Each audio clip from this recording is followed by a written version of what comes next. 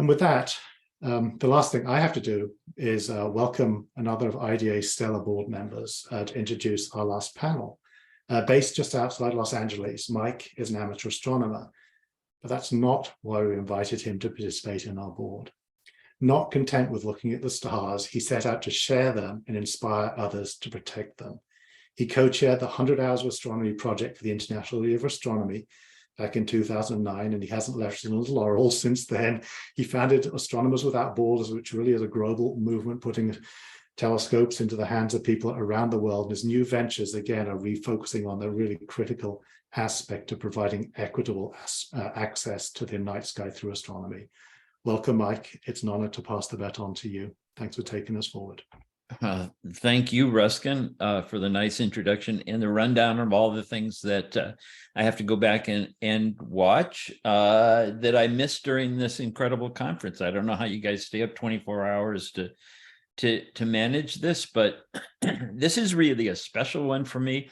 I get the opportunity to here to introduce two really amazing people who have their own perspectives on the issues that we face as far as Earth in general and light pollution in particular. So first, let's introduce Nicole Stott. Now, Nicole is an astronaut, retired now. They don't like to say former. She's still an astronaut because she's been there. She's also an artist. And she did some, and Betty Maya, I think you have a couple of things that we could show here too as I go through it, but she is an engineer. She's an aquanaut. She has done the first oil painting on space. Here she is taking a look at Earth from the cupola, something that I still aspire to do, even though the chances seem to be going down by the day that I'll ever make it up there. I've been wanting to do that since the days when they wore silver suits to go into space. And she paints the most amazing things about Earth from space like this, showing, I think, more than you can do with a photograph alone. She's also, this is the sort of thing that you don't really understand from the photographs. And I've been looking at photographs from space for 60 years, and they just don't do this. She's also involved in many other aspects. I think we have here the spacesuit art project in the cupola. Well, now we're skipping ahead. That shows us all over the place here. This is a fantastic program in which art is collected by children from around the world. In this case, cancer, pediatric cancer patients in the Anderson Hospital, I think it is, in Houston. And we have a picture then, I think we could show Betty Maya, that shows that spacesuit after it's put together actually being worn in space. Well, there it goes. And this shows, yeah, in the cupola there. I don't remember which one it is. Anyway, we'll get to it sooner or later. There are so many great things that that Nicole has done. So she brings a lot of perspective to the issues that we face in a broader perspective. She's also written a new book called Back to Earth. And I hope I got that right, Nicole, because I don't have it in front of me. And about what it's like to see Earth in a new light, having seen it from space. We also have another space traveler, Tim Russ, a longtime actor and a great musician. Tim, I just re-listened to a recording of his and it became an earworm I could not get out of my head for a couple of days. Cover of, what is it? Lead Me Home, I think it was. Yeah, a great jazz musician. He's traveled through space in a way that people have done for hundreds of years through fantasy and science fiction. He was Tuvok in Star Trek Voyager, a Vulcan. And I noticed a comment go by. There's so many comments from around the world. This is fantastic.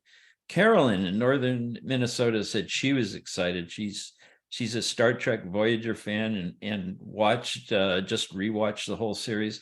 And the reason that we have Tim here is not just because he's been out amongst the stars in science fiction, but he's an amateur astronomer, and he really does explore the stars, as many of us do. This is his current love, his latest telescope, the Unistellar, that he's done a lot of work with. And we got some pictures that he has taken with this recently too.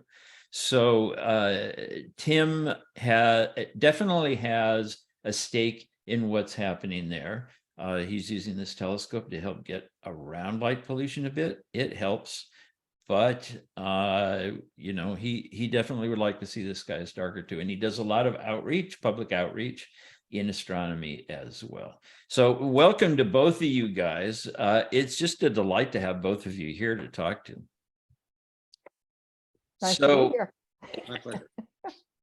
And so I hardly recognize you without your space suits and ears and so on, but I know Tim will get a lot of that. There's so many things to talk to you about, but you know, a couple of things I think you can both address have to do with what it's like looking up into the sky, which we all do, looking back towards Earth, which a few of us get to do, but some of us do in pictures, and looking out from the International Space Station.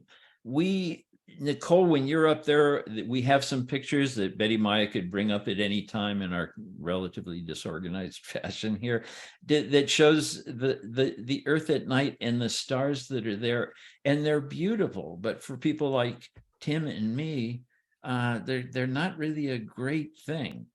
And what's there? See, it's just extraordinary. Tell us a little bit, like viewing the Earth from space, the day-night cycle, how we're not designed for this. It's got to be a big problem for you to deal with. Well, I think, you know, where we are on the International Space Station, really not that far above Earth, quite honestly, what, about 250, 300 miles above the planet, and orbiting at a fairly good pace of 17,500 miles an hour, which is about 5 miles a second. So that means that we orbit the planet 16 times a day, every 90 minutes, and every 45 minutes or so. I love that Betty Maya put this picture up, because every 45 minutes or so, we get one of these stunning sunrises or sunsets out the window. And I mean, I kind of worried about it before flying, like, oh my gosh, how is this, like, it's, you know, out the window every 45 minutes, it's day and night, and, you know, going around the planet like this. But it just seems to become like a natural part of the day, even though there's 16 of each of these in a day. And I don't know, fortunately or unfortunately, we don't have ginormous windows in the space station. I mean, you kind of have to float to find one. And so it's not like it's going light day, you know, flashing inside of the station like that throughout the day either. This picture shows absolutely, I think, the favorite place of all astronauts on the space station, which is an Earth facing, like this kind of like a bay window. There's a big center circular window and then 6 windows that surround it. And so you really do get this gorgeous horizon to horizon view of the planet. And I can tell you, if an astronaut has free time, that's where they're spending it, is you know, in that cupola or in front of some other window in the station. And honestly, we're not real worried about whether it's day or night outside. We just want to capture, kind of get it in our brains, and then certainly use pictures to do so.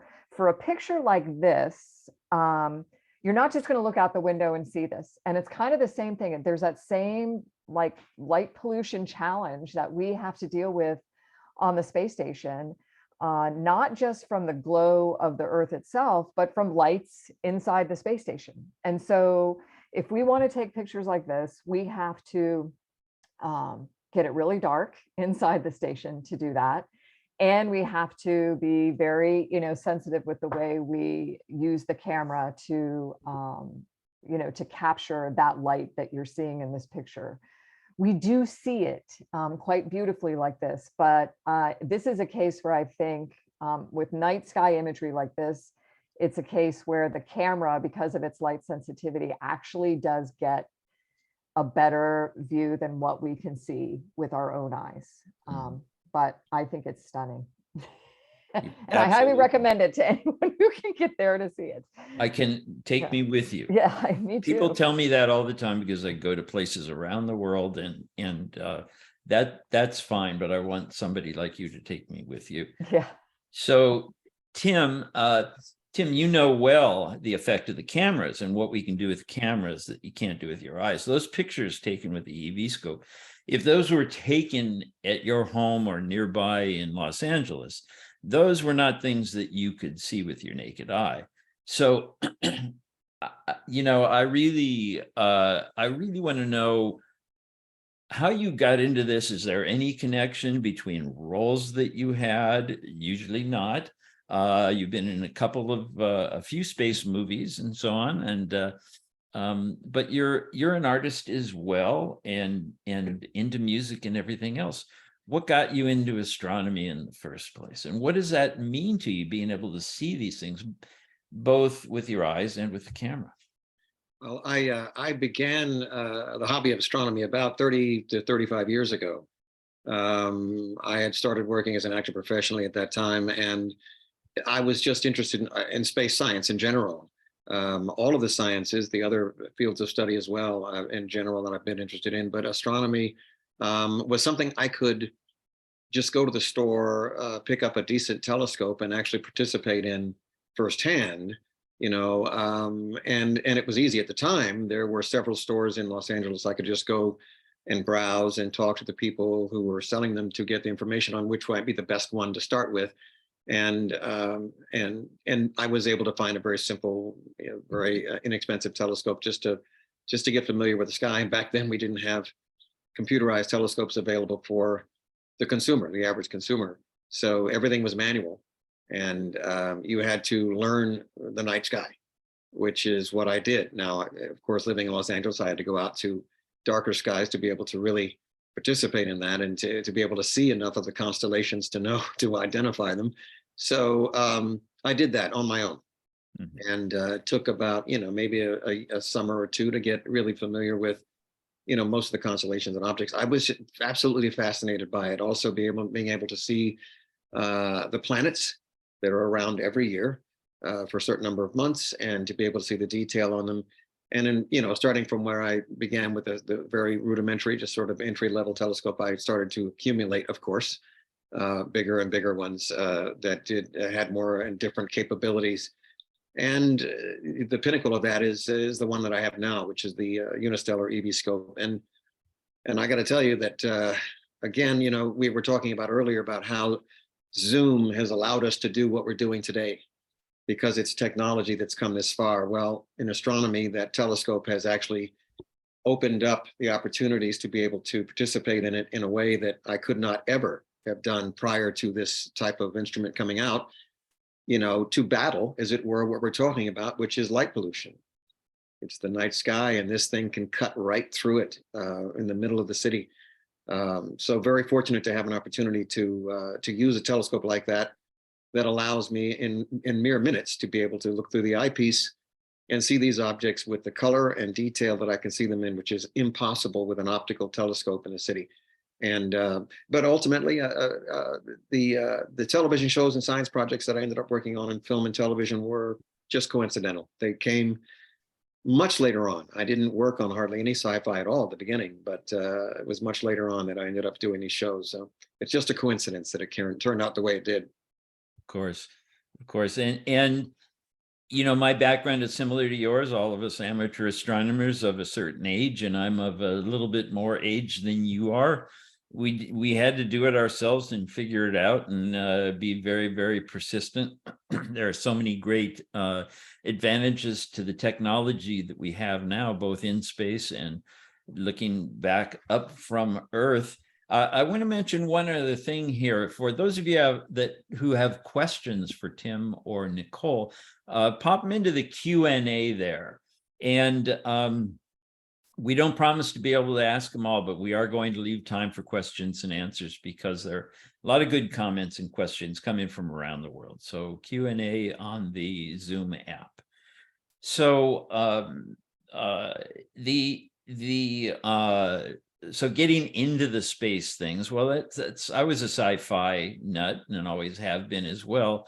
Nicole, a lot of the astronauts are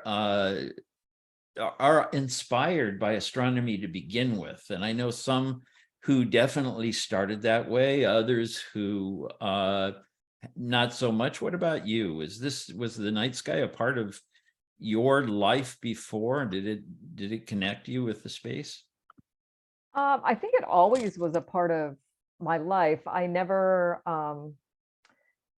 I never delved into it the way that you and Tim have. I've Oh, no, always we're had obsessed. No, yeah. But I or investigated it that way. I was always in awe of it, though. I think it's interesting. I don't think it matters who you are, where you are, but when the stars like show up in the sky, I think everyone is in awe of that. And so, that was certainly that way for me. I have those memories of the night sky with the moon in it, and that first moon landing, and even at 7 years old, I think you realize what an extraordinary thing that is. It kind of lures you in, and with this partner we have in space up there. But I think I grew over time to appreciate even more. And I have vivid memories of, like you're talking about having to learn the constellations, learn what you're looking at in the sky over the different times a year. I mean, as a kid and, getting older, going to planetariums where there used to be the planetarium show with the guy with the laser, showing, arc to Arcturus and all of these kinds of things that like kind of stick in your head when you look in the sky. And those certainly, I remember them flashing in my mind as I'm looking out the window of a spaceship too, and being able to, try to find those places in the night sky, and being again in awe of just how, I think how much of a connection we have to all that, even as far out in space as it is, that like brings us all back to Earth in a really kind of unifying way. This fact that we're living on a planet in space. And I will just throw out the sci-fi influence for me was absolutely Star Trek growing up.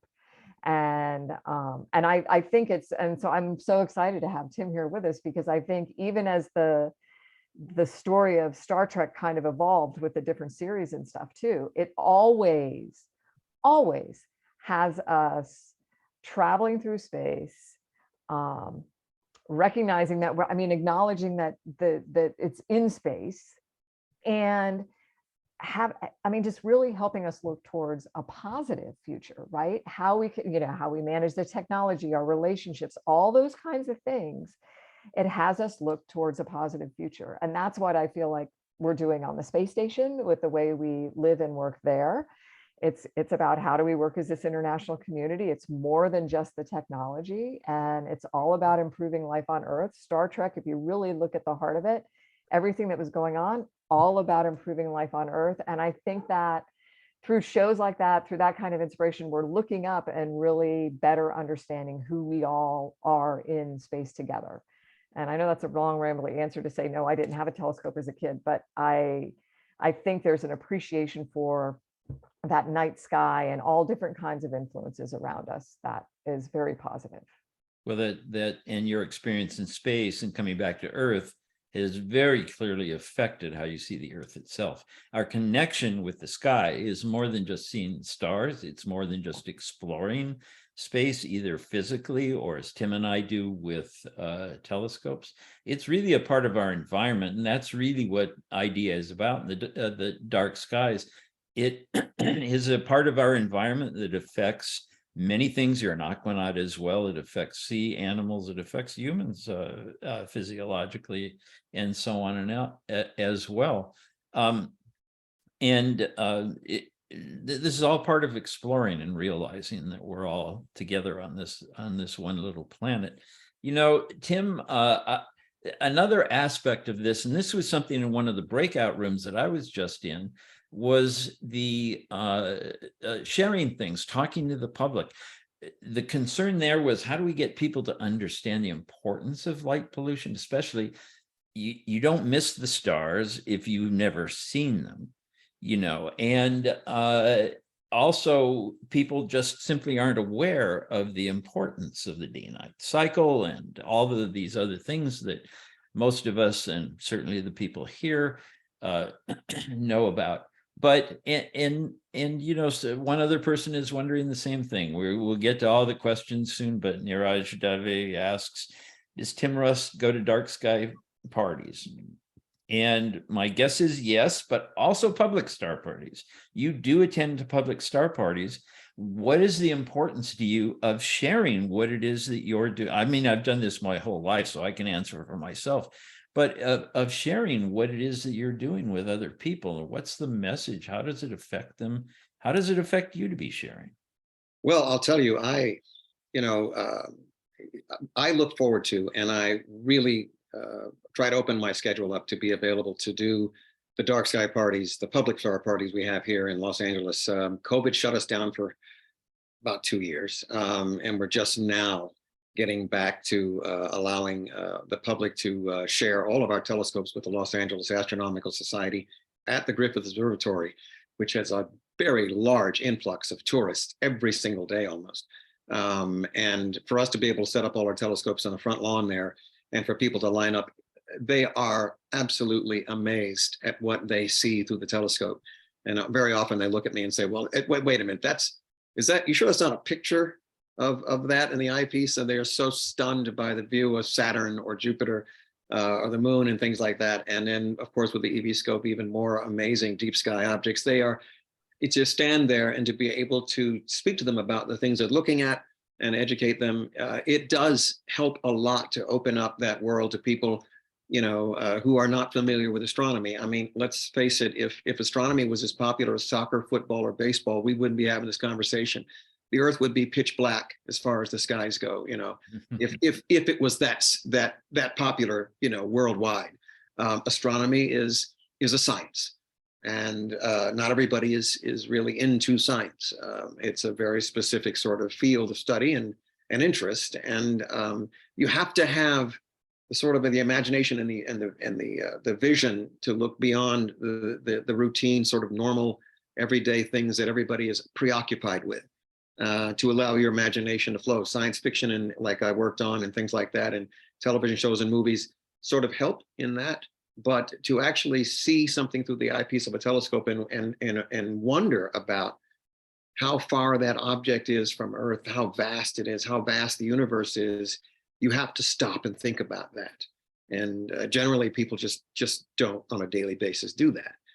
It takes a specific kind of individual to really stop and wonder and imagine all of those things. So I think the more people are exposed to that opportunity through the public star parties and things, the better we are. And I enjoy the public star parties even more than just going to dark skies with the group. And that's fine and great for me, but it's more interesting with the general public to see the expression on their faces and to hear what they say when they look in the eyepiece. It's just, you can't get enough of it, man. It's it's not unlike performing live and for an audience and you get the feedback from the audience from the songs. It's almost the same kind of thing. Can I add something, Mike, to that?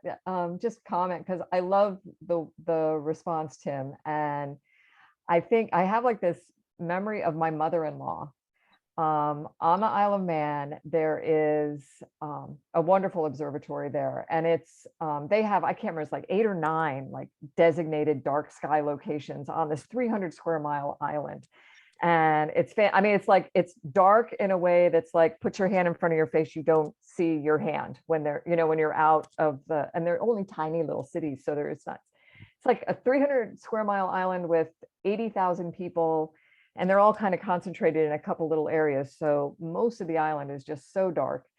And we're up at the observatory, and it was her first time like really looking through a telescope, and they had Saturn in view. And somewhere I have the picture of her, like you could almost feel her shaking at looking at this image of Saturn in this telescope. And I was like crying. I'm like, oh my gosh, it's like, that was total awe, wonder wrapped up in this one view of, she's like, oh my gosh, it looks like what they tell you it's gonna, it looks like, just like, yeah, and see the, it was so cool to witness that experience that she had. And I tell you, I feel a little bit every time I look through a telescope now, or, or look up at the night sky and know that's Saturn, and just kind of reflecting on her reaction to it. And the same kind of thing I think happens, I'll be in on my neighborhood street, and it'll be one of those nights where the space station is flying over, where that it's going to fly over. And there'll be somebody walking their dog or something. We'll be looking up and they'll be, oh, what are you looking at? Oh, that's the International Space Station. And they're like, what, they don't even know there is an International Space Station. And then, you're like, yeah, look at it. It'll be 5 minutes of it moving across the sky. And it's bright. Oh yeah. And think about it. There's like, it's been up there for over 20 years. There's 7 people living up there representing these different countries. And oh, by the way, you can put this app on your phone and put your zip code in and know, when the station's going to fly over. And oh my gosh, they look at you like there's something like, really? I don't, they almost don't believe you.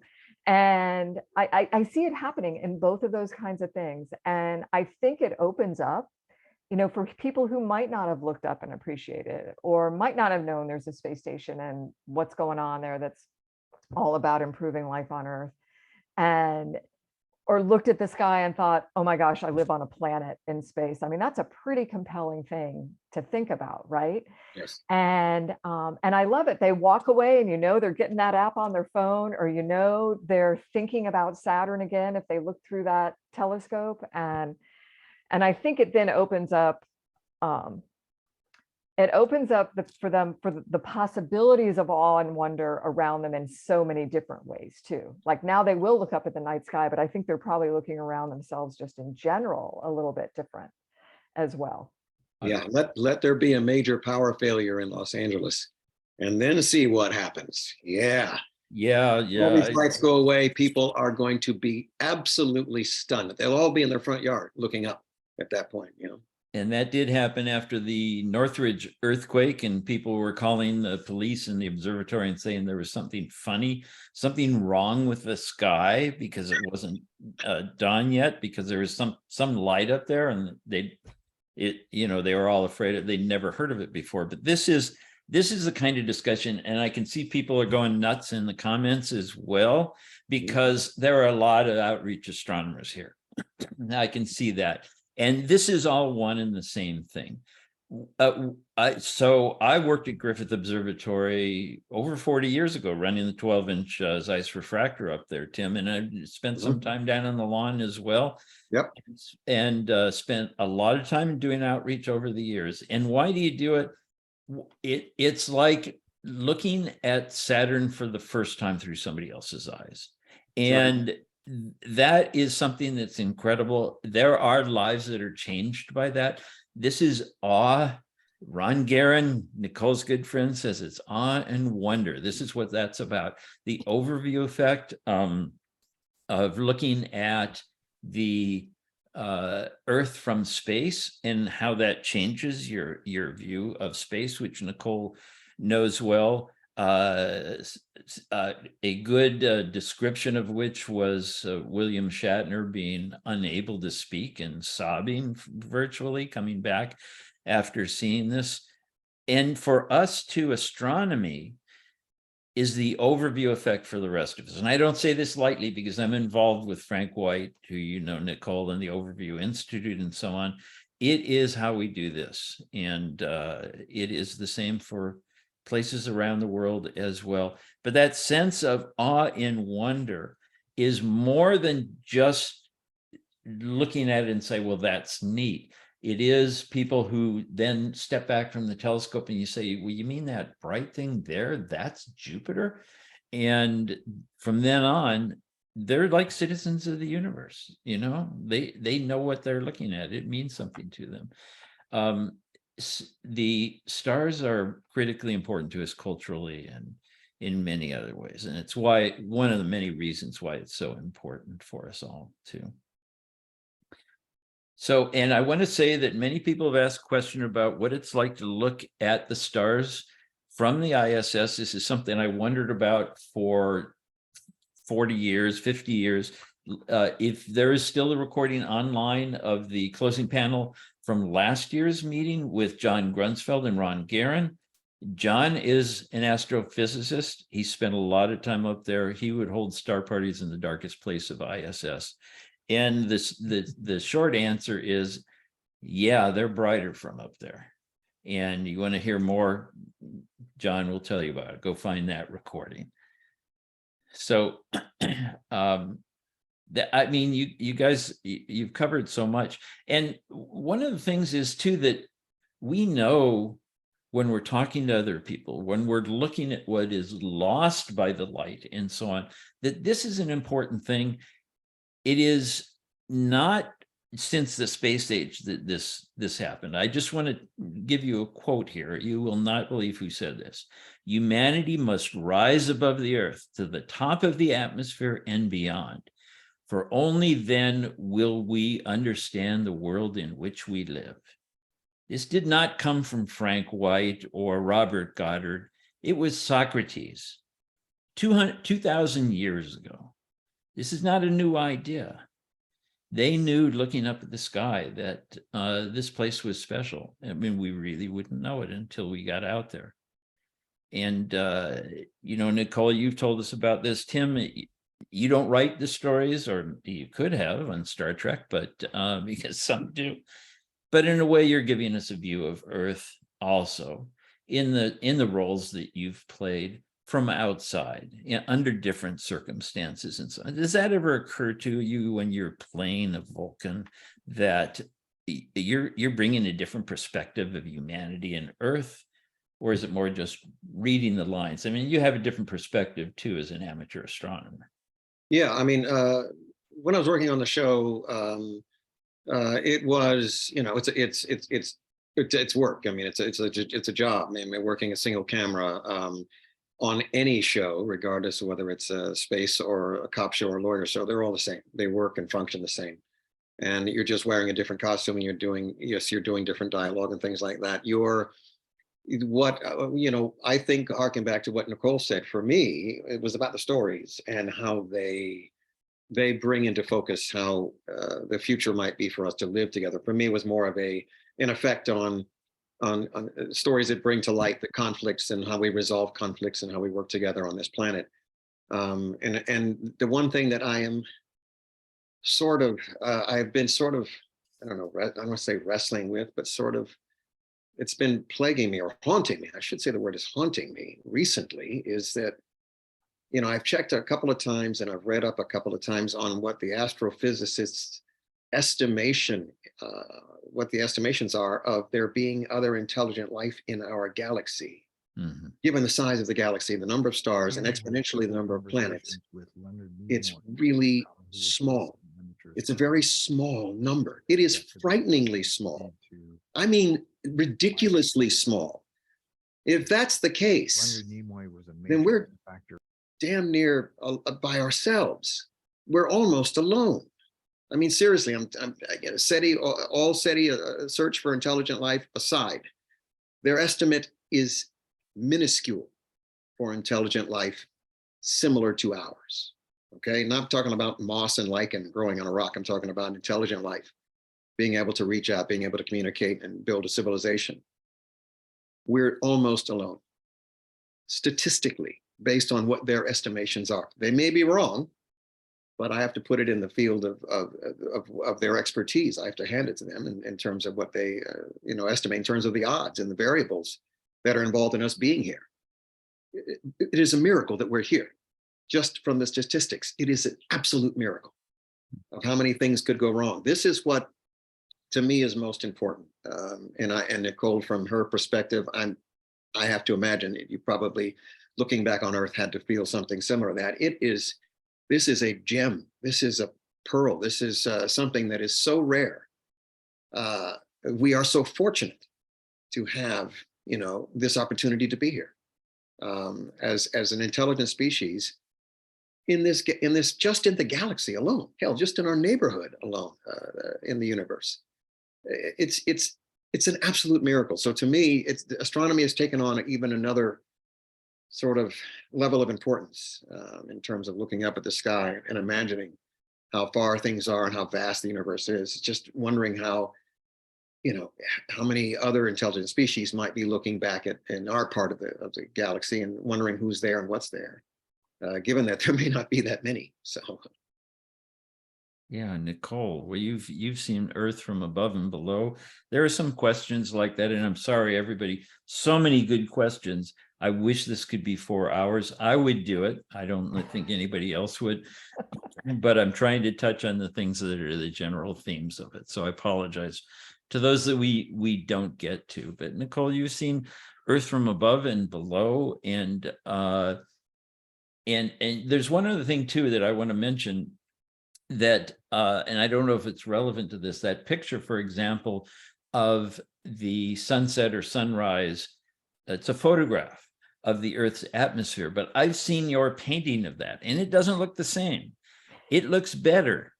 And because it clearly is painted from your perspective, and this is the value of art, in that it's not just data, it's the human aspect of it.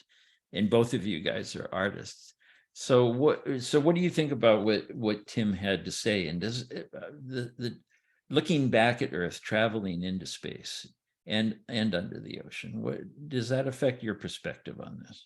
Oh my gosh, absolutely. And I think that I mean, I remember before going to space and, you know, through the years of training and getting ready to do it and all of that, and hearing other people talk about their experience as well.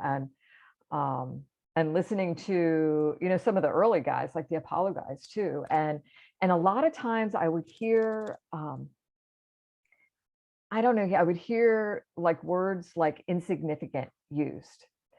And, you know, insignificant in the grand scheme of the universe kind of thing. And I remember really being like, oh my gosh, I hope what they really mean is they were humbled. They were in awe of what they were seeing, you know, actually getting to see the whole planet, you know, I guess on a relatively small scale from, you know, from that vantage point of space. And I was so happy when, first of all, when I got to talk to those guys and discovered that they didn't mean anything negative at all, right? They didn't mean insignificant in a bad way. They really were, I mean, it was more a size thing that they were referring to. And then to get to space and see Earth from space, you know, and we didn't get from the station, we don't get that whole planet view. We get kind of this horizon to horizon of the Earth expanding below us. But just being like, from the very first second, like, oh my gosh, total significance. There was no denying. It's like, first of all, that reality of, wow, we live on a planet, you know, I mean, I don't, astronomers might think about that every day, but I don't think everyone really considers the significance, the like compelling significance of us living on a planet in space, right? Our spaceship, but you're like purpose built, however, to support our life. And, you know, a little closer, a little further from the sun, not so good for us, right? You know, just these little subtle things, like Tim, like you were saying, like the miracle of this place being where it is to support our life. And I think that's in your face every day when you're in space, floating by, looking at, you're surprised every time you look out the window. It's this glowing, colorful, iridescent, translucent. I mean, all of those things, all those colors we think of Earth being, you're seeing it out that window. And I think that, you know, you talk about Ron, John, some of these other folks that we know well and have communicated some of the same kind of stuff. It's like, there's this sense of connection to this place that, you know, you sometimes just don't get when you're right down in the middle of it, when it's kind of around you instead of when you're surrounding it. And this ultimate sense of interconnectivity and the real significance of who and where we are in space together. And I think speaking to that whole, the whole underlying theme of a story like Star Trek too, and sci-fi in so many ways, good sci-fi, I think is that, it really, like, if we behave like crewmates, not passengers, we really do have the power to create a future for all life on Earth that's as beautiful as it looks from space. And it seems so simple. I live on a planet, I need to behave like crew. And how much better it would be if we all did that. It's kind of like throwing that awe and wonder factor in for everyone. Yeah, absolutely. And of course, Gene Roddenberry said that Star Trek initially was wagon train to the stars. Not everybody here is old enough to know what wagon train was, but it was really just a microcosm. Take a bunch of people who, for various reasons, want to leave everything behind and travel across unknown, dangerous territory to get to a new place. It's science fiction on the surface of the Earth. It's Star Trek and all of the other things. And this is something that is important for humans to have these stories and to think about the ways in which we explore. And it tells us what we learn from that, what home means, what it means to be human. You mentioned, Nicole, that we know intellectually we live on a planet. We know it's round. People have known that for thousands of years. This was not something Columbus discovered. He knew he wasn't going to fall off the edge of the Earth. It was known by the ancient Greeks. But people don't feel that. It takes an experience for that to happen. And that's the idea that we're all one on Spaceship Earth. And that's where I think both astronomy and space travel can bring that feeling, although it's a whole lot more in your face when you get off the Earth. I'm pretty sure. So but yeah, Mike, I don't know if you guys do this. I do it every day now. And I'll admit, I didn't do it before flying to space, but I'd like people to know that you don't have to fly to space to do this, to think about living on a planet, right? There's not a day goes by now where I don't walk outside in the morning, stand there in the dirt with my bare feet and just think about, in a very kind of meditative way, yes, but think about, and I don't think you have to meditate to do this either, just, oh my gosh, my feet are on a planet. Look up at the sky, see the blue sky that seems to go on forever, and just think about, wow, it seems to go on but that is a veil thin line of blue around the planet, right? And oh my gosh, my feet are on this planet and we're spinning at 1,000 miles an hour. And I can't ever remember the number, if it's 37 or 67,000 miles an hour that we're traveling around the sun. And yet it just feels like at home, the word you used, Mike, it just feels like this is the place we're supposed to be. And I think because it does such a good job at it, even though we keep threatening it, it does such a good job at it that we don't think about these other things. Like, my feet are on a planet, I'm spinning at 1,000 miles an hour. We just don't even consider it. And I really, gosh, if I could encourage everybody, just every day, just think about, man, I'm on a planet in space. It impacts the way you make decisions and how you live your life. I really believe it. I know Tim has something to say about that. Yeah, that's exactly what I was alluding to earlier when I was talking about the fact that, when you have to stop and think about, whenever you can, about how important it is that we're here, because number one, it is such a rare thing that we're here at all. And the fact that we are circling around the sun and a solar system and circling an entire galaxy around a giant black hole with 100,000 light years across of stars and things. And it's when you stop and think about it, it is I'm sorry, it's, to me, it's a lot more important and much bigger in picture and scope than, I don't know, a football game. It's very, very important to just stop and take that beat and that moment to imagine about all this stuff, not just watching a science fiction movie about it, but, literally, like Nicole said, think about when you walk outside and you have the sun that's very stable and there for us, and we're lucky enough to be in the right Goldilocks zone to have life on this planet, man, that is rare. You know, just last week, I think it was, they spotted 3 asteroids coming out from behind the sun, and one of them was real big. And if those had been on a collision course with us, we would only have a few months left, because those things can happen. Between comets and asteroids that can come out from behind the sun, and that's the end of us. So warp drive, baby. Need the warp drive. Yeah. We have to be around long enough to get there to have it, so we could, you know, skedaddle. But you know, until we're able to fend those things off, which they're working on, and eventually we will. Until we reach that point when we can get to, you know, almost a class 1 civilization, we might be able to ensure our, you know, our longevity on this planet. But until then, you know, it's a touch and go thing. Statistically, the odds are in our favor, but it can happen. So, you know, and it has in the past. So, you know, we have to appreciate how rare our existence here is in this solar system and in this universe, how rare things are here. And that's certainly, we've learned more about that since the beginning of space travel and from people like Nicole who share this, but we have been imagining it, traveling through space for hundreds of years through sci-fi. And then there's the whole question in the space community about, are we going to be like Star Trek or The Expanse? And is it going to be, are we going to end up, you know, messing up everything else we go to? We got to fix things here first, I think. And we're not doing a great job with the Earth right now. You know, Todd put in something I was going to add to this. He put in a comment, if you want to feel like you're on a planet, go outside at sunset and look east. And I do this purposely, I don't see the sun going down. I see the Earth coming up. I feel the horizon is us moving. It's not the sky moving. And you can just, oh, that's what it is.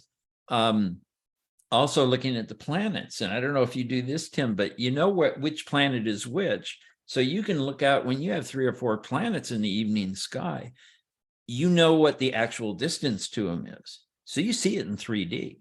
You can see the solar system in 3D that way.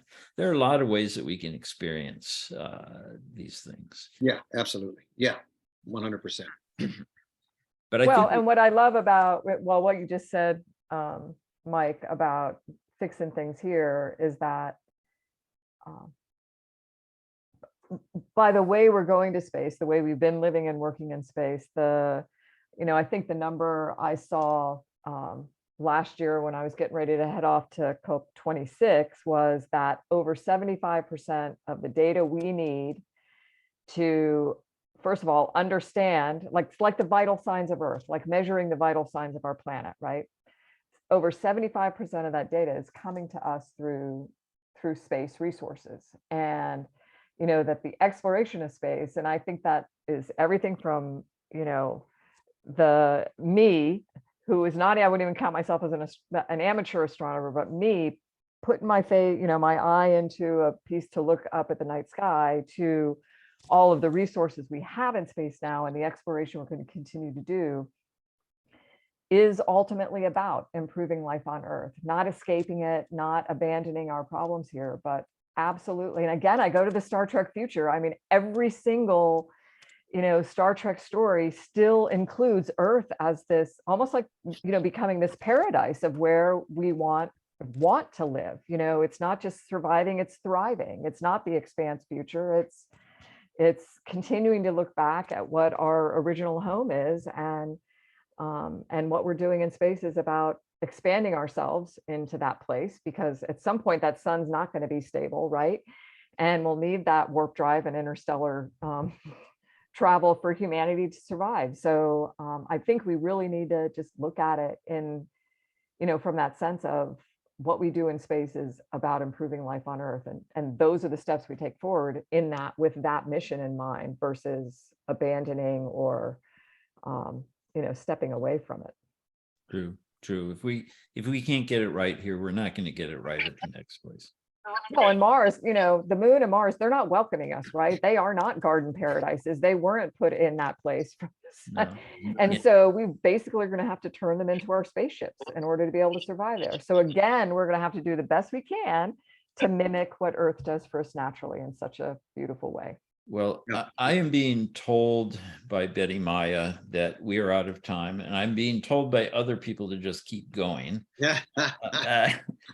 And my natural inclination as 100% rebel is to just keep going, and they can cut us off if they want to. But I suppose I have to be a responsible adult once in a while, which my wife doesn't think I'm capable of being. But this has been just really awesome. I mean, I love hanging out with you guys. So much insight and experience, and so much of it relevant to what we're doing here. And I hope that this was inspiring to those out there who are advocating for taking care of our spaceship Earth. Light pollution is an important part of that. It's not just about, I want to be able to see the stars from my home. It's so much more than that. And the IDA, I'm on the board of IDA because it's a super important cause, and it needs to be more in the mainstream. And I believe Kelly is going to come on and tell us more about it, because I see a little Kelly up in the corner of my screen here. So I want to thank you both. Okay, Kelly, I'm going to take just a moment to give Nicole and Tim a chance to say, what's next? What should we look for next? Nicole, with the Space for Art Foundation is important to you. Anything else you want to mention? Are you appearing to the casino? I encourage people to check out Space for Art Foundation. You see one of the darkening, it's dark here in Florida, suits in the back here. Check it out, and the work we're doing. And I want to throw a shout out. I don't know if this is allowed. I'm going to shout out to my friend Howard Parkin, who I think is part of your organization, and a wonderful astronomer from the Isle of Man, who wrote this amazing book called Space for Dark Skies. And on his behalf, I would invite you, please, if you can, visit the Isle of Man. You will be in awe of the kind of dark sky you can experience there. UNESCO, only country designated as a UNESCO biosphere, and I think at least 8 or 9 designated dark sky locations on the island. And oh my gosh, I really am so thankful to the people that live there, who believe, as all of you do, that it is really important to protect that as part of the culture and just what the Isle of Man is all about. So find yourself in the middle of the Irish Sea, be sure to visit there. In your book, Nicole. Oh yeah, Back to Earth. Yeah, don't forget about that. Back to Earth. Please, if you find it. Embarrassed to say I haven't read it yet, Nicole, because I haven't had a chance to read anything, but everybody I know is involved in space in any way says it's the best. So I'm getting there. Tim, what about you? Music, astronomy, stage and screen?